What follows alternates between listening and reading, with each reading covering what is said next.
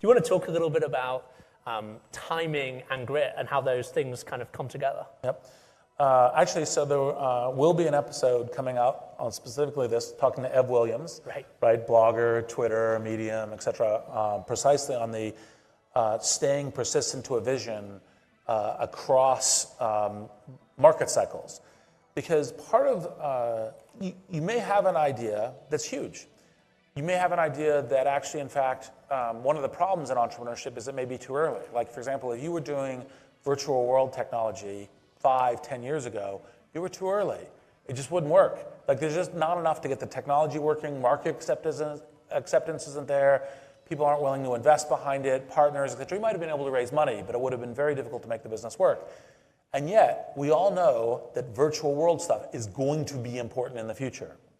Now, sometimes it's important to learn to pivot, because you go, well, maybe that future is 20 years, and keeping at it for 20 years is not the thing. So you have to always be learning, you have to be thinking about it.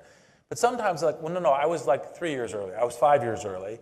I still have the idea for that, and I should go back to it. And I should do it again, and I should take what I learned.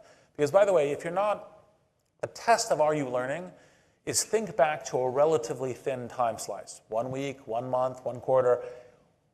If you were able to talk to your younger self, what would you tell your younger self to do differently? If you don't have an answer to that question, you're not learning, right? I literally, every month, have things that I could call myself today. I'm 50, right? But I can call myself last month and go, you know, and it's not, oh, here's the fact that you don't know. That's not it. It's the, no, play this differently. You could have evaluated this differently. You could have thought about this differently.